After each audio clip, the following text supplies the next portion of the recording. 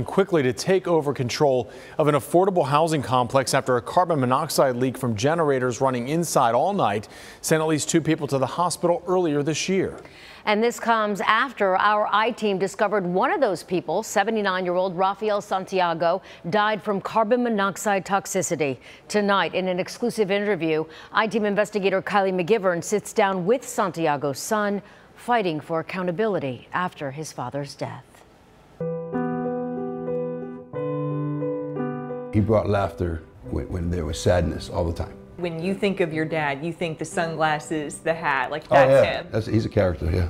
As Rafael Santiago's firstborn and namesake reflects on a life cut short, Rafael Santiago Bailey wants the focus not to be on how his father died, but how he made people feel when he lived. I lost him. Someone dear to me. Tampa Fire Rescue records show March 17th, there was a small kitchen fire at the Oaks at Riverview in the unit above Santiago's apartment. The sprinklers went off, and when fire crews arrived, they found water flowing from the 3rd floor. Restoration company Spalding Decon came to dry out the building, placing generators inside on the 1st floor and on the 3rd floor balcony. The fire marshal tells us generators were left on and running directly below and above Rafael's apartment. And so what you ended up having was a gas chamber for poor Mr. Santiago on the 2nd floor. Joseph Alvarez is one of Santiago Bailey's attorneys. It just doesn't make any sense to me. The CDC says to make sure to use a generator more than 20 feet away from any window, door, or vent. The fire marshal tells us that's not what happened. The generators inside running all night. The incident ruled accidental. Bill Gower also represents Santiago Bailey. He was given an incredibly large dose of carbon monoxide poisoning for hours upon hours overnight. I didn't hear from him, and I started calling, and nobody would give me answers. Santiago Bailey lives in Mississippi. I drove 10 hours just to find out where he was exactly, and I found him. What kind of condition was he in? The worst I've ever seen. Hooked up to machines. He was intubated for a while. He couldn't talk.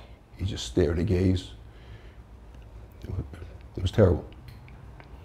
Hospital records confirm Santiago had carbon monoxide poisoning and had not followed any commands. The doctor said he'll never change. He'd never, ever be the same again. He died May 10th, 54 days after the carbon monoxide leak. The people around, they loved him. He was my friend.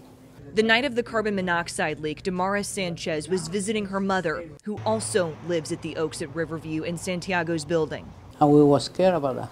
89-year-old Isabel Nieves, who has dementia, was taken to the hospital that night and spent 2 weeks there. Hospital records state she was found to not have carbon monoxide poisoning, but her daughter is convinced she was impacted. Did anyone from the complex reach out, the owners, anyone contact you all after this all happened? I don't see nobody here. Nobody. Nobody coming to ask for my mom is okay. Nada. Nothing. All we're talking about here is the Tampa Housing Authority and the people that Tampa Housing Authority does business with, chooses to do business with. And so if the people of this community can say this isn't acceptable and demand that there's action taken, then we can prevent something like this from happening again. Gower sent a demand letter naming the restoration companies Spalding Decon and Edgewood Management. We have called, wanted to reach out and give you all every opportunity to respond to this, and emailed both companies numerous times over several weeks. And so far have not heard back, so we're going to see if we can get some answers. An employee told us to call management. Santiago Bailey's attorneys sent a notice to Tampa Housing Authority of their intent to file suit. THA tells us it owns the land, but directed us to Urban Atlantic, who they described as the property owner.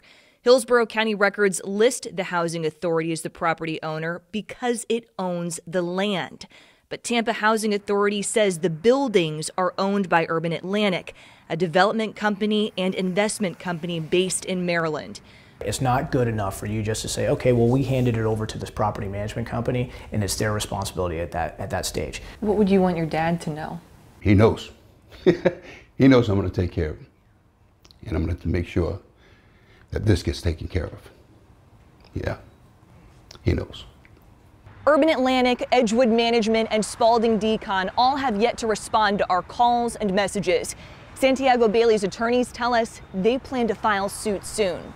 Meanwhile, the Tampa Housing Authority tells us it remains very concerned about the maintenance, health, and overall welfare issues facing the residents, and that it has made frequent and urgent calls for Urban Atlantic to address these egregious issues that have been ignored, allowing the situation to not only continue, but worsen. With photojournalist Matt McGlashan in Tampa, I'm I-Team investigator KYLIE McGivern taking action for you.